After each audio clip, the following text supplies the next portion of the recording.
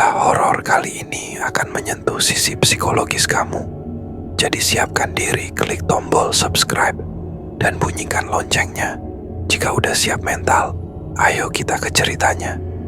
Danu menatap jendela kereta yang mulai berembun oleh embusan udara pagi. Matanya lelah, tapi ada ketenangan yang jarang ia rasakan akhir-akhir ini. Setelah setahun bekerja di Jakarta, dikelilingi gedung pencakar langit, kemacetan, dan kehidupan yang tak pernah berhenti berlari, ia akhirnya memutuskan untuk pulang. Usianya baru 26 tahun. Seorang lulusan teknik yang dulu penuh semangat, ingin mengubah nasib, mengadu peruntungan di ibu kota. Awalnya berjalan baik. Ia mendapat pekerjaan sebagai drafter di perusahaan konsultan konstruksi, cukup bergengsi untuk ukuran anak kampung. Tapi perlahan, semangat itu terkikis oleh tekanan kerja, lembur tanpa akhir, dan rutinitas yang terasa semakin hampa. Setahun, pikirnya. 1 tahun saja aku coba, lalu pulang. Dan hari ini, ia pulang. Desanya bernama Karangjati, sebuah kampung kecil yang terletak di antara bukit dan hutan di daerah Jawa Tengah. Sinyal sering putus, tapi suasananya selalu menenangkan. Danu lahir dan besar di sana, bersama kedua orang tuanya dan adik perempuannya, Rara, yang kini baru berusia 14 tahun. Ia masih ingat bagaimana ibunya selalu membangunkannya dengan suara nyaring tapi hangat, atau ayahnya yang suka mengajak ngobrol panjang soal sawah, ayam, dan politik desa setiap malam. Rara, si kecil cerewet yang selalu nempel padanya saat ia masih tinggal di rumah. Meski jarang pulang selama bekerja di kota, Danu rutin mengirim uang dan menyempatkan video call seminggu sekali. Tapi sejak 3 bulan terakhir, komunikasi agak terputus. Ia sibuk, katanya. Tapi jauh di dalam hati, ada rasa bersalah. Ia tahu orang tuanya pasti menunggu. Kereta akhirnya berhenti di stasiun kecil. Danu turun, menenteng ransel besar dan 1 tas jinjing. Masih harus menempuh perjalanan 1 jam lagi, naik angkot pedesaan, lalu berjalan kaki sekitar 2 kilometer, menyusuri jalan setapak menuju desa. Langit mulai mendung ketika Danu turun dari angkot dan memandang jalan kecil di hadapannya. Jalan itu sepi, hanya hamparan sawah basah dan deretan pohon pisang di tepi-tepinya. Di kejauhan, suara burung sesekali terdengar. Tanah becek menempel di sepatunya, tapi ia tetap melangkah mantap. Semakin dekat ke rumah, semakin cepat degup jantungnya. Tiba di mulut desa, Danu berhenti sejenak. Di sana berdiri gerbang sederhana dari bambu dan papan kayu, dengan tulisan yang mulai pudar, "Selamat datang di Karangjati." Entah kenapa, tulisan itu terasa berbeda. Bukan karena hurufnya, tapi karena perasaan di dadanya. Seperti ada sesuatu yang mengganjal, tapi tak bisa ia jelaskan. Ia melihat ke kiri dan kanan. Suasana desa tampak biasa saja, tapi ada keheningan yang tidak biasa. Biasanya, dari sini ia bisa mendengar suara ayam, radio dari warung depan, atau anak-anak main bola. Tapi kali ini, tak ada suara lain selain desir angin dan langkah kakinya sendiri. Danu menarik napas dalam-dalam.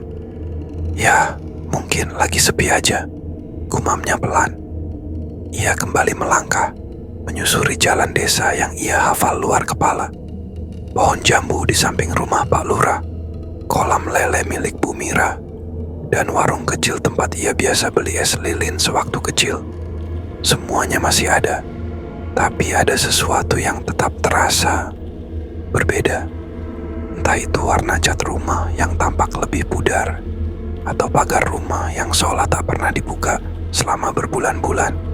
Danu mencoba menepis rasa aneh itu. Ia hanya terlalu lelah, pikirnya. Ini cuma efek terlalu lama di kota.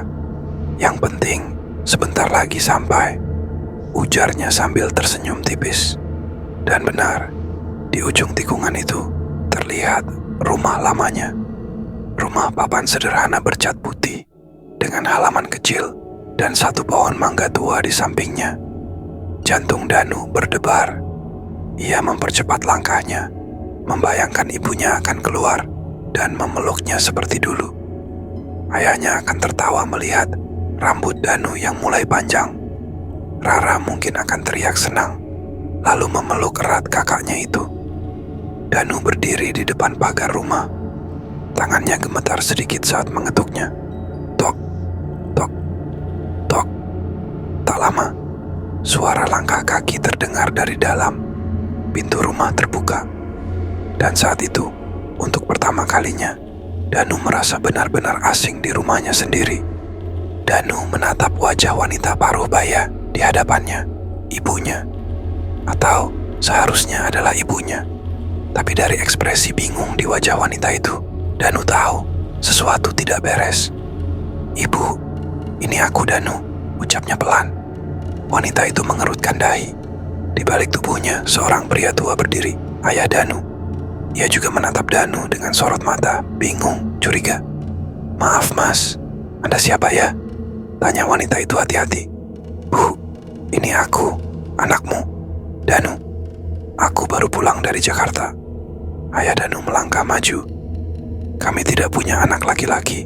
Kami hanya punya satu anak perempuan, namanya Rara." "Tidak, gak mungkin." Danu mundur selangkah, dadanya terasa sesak. Ia memandang ke dalam rumah, berharap melihat sesuatu yang bisa membantah kata-kata mereka. Tapi segalanya tampak normal, terlalu normal. "Pak, Bu, tolong jangan bercanda. Ini rumah saya besar di sini. Di kamar sebelah ada bekas coretan saya di tembok, ingat? Saya, Mas, kalau Anda perlu bantuan, lebih baik ke balai desa saja. Kami tidak kenal Anda," ujar ayahnya tegas. Pintu rumah ditutup perlahan. Danu berdiri terpaku di depan rumahnya, yang kini terasa asing. Nafasnya memburu. Ia mencoba berpikir logis, mungkin ini lelucon. Tapi siapa yang bercanda sejauh ini? Ia berjalan cepat ke rumah tetangga sebelah, Bu Mira. Wanita tua itu sudah seperti bibi sendiri. Tapi ketika Danu memanggilnya dan memperkenalkan diri, wajah Bu Mira justru mengeras. "Kamu bilang namamu Danu. Gak pernah ada anak bernama Danu di sini," katanya sambil menatap curiga. "Kamu dari mana?" "Saya lahir di desa ini, Bu. Saya sering main ke sini waktu kecil. Rumah ibu pernah saya bantu bersihkan waktu ada acara 7 harian Alm, Pak Miran. Ibu bahkan sering kasih saya pisang goreng. Ingat, saya tidak tahu kamu siapa. Jangan ganggu saya lagi," sahutnya cepat sebelum menutup pintu. Panik mulai merayapi Danu. Ia berjalan ke rumah Pak Lurah, berharap ada kejelasan. Tapi reaksi serupa ia dapatkan. Bahkan ketika ia menunjukkan KTP-nya, Pak Lurah hanya menatapnya lekat-lekat. "Kalau kamu warga sini, kenapa nama kamu nggak ada di data kami?" Pak Lurah membuka dokumen digital di laptop desa. "Lihat ini, nama kamu tidak ada. Bahkan keluarga kamu nggak tercatat punya anak laki-laki. Cuman Rara. Saya baru pergi 1 tahun. Masa bisa hilang begitu saja? Saya bahkan masih punya foto-foto saya di rumah ini." Ia membuka galeri HP-nya. Foto keluarganya masih ada. Iya, ibunya, ayahnya, Rara. Tapi saat Pak Lurah melihat layar, ekspresinya tetap datar. "Foto ini aneh. Wajah kamu buram sekali, kayak nggak fokus. Ini kamu bilang siapa? Danu?" "Iya, itu saya. Tapi wajahmu nggak kelihatan jelas. Dan 2 orang lainnya. Ya, itu keluarga Pak Giman, benar. Tapi saya yakin mereka nggak punya anak laki-laki." Danu hampir menjatuhkan HP-nya. Sepanjang hari, ia mengetuk puluhan pintu. Ia menemui guru SD-nya dulu, Bu Sari. Ia bertemu Pak Umar, teman ayahnya. Ia mendatangi kios Pak Min, tempat ia biasa beli rokok. Tapi semua orang memberinya tatapan kosong, bingung. Bahkan beberapa mulai curiga dan menghindar. Bahkan Rian, teman masa kecil yang dulu bersumpah akan jadi sahabat selamanya, hanya memandangnya kosong. Yang lebih menyakitkan lagi saat ia melihat Rara sedang duduk di depan rumah. Ia mendekat dengan hati-hati. Rara, gadis itu menatapnya sekilas lalu menunduk. Rara, ini Mas Danu, kakakmu. Aku nggak punya kakak, katanya pelan tanpa menatap. Kamu serius? Aku nggak kenal Mas, pergi, ya. Rasa dingin menjalari punggung Danu. Ia berlari ke warung dan meminta segelas air. Saat membayar, ia membuka dompet dan menyadari uangnya masih utuh. Tapi saat ia menunjukkan KTP kepada penjaga warung, reaksi yang sama kembali muncul. KTP kamu kayak mulai buram, Mas. Nih, lihat. Fotomu kayak mau hilang. Tulisan juga mulai kabur. Apa? Tapi ini baru dicetak tahun lalu. Nggak tahu deh, Mas. Serem banget. Danu berjalan dengan langkah gontai ke lapangan desa. Duduk di bawah pohon beringin tua, ia mencoba menelepon teman-teman kantornya. Semua tak bisa dihubungi. Aplikasi chatting menunjukkan pesan terakhir dari 3 hari lalu. Setelah itu, kosong. Ia membuka galeri. Foto-foto wajahnya di ibu kota perlahan tampak pudar.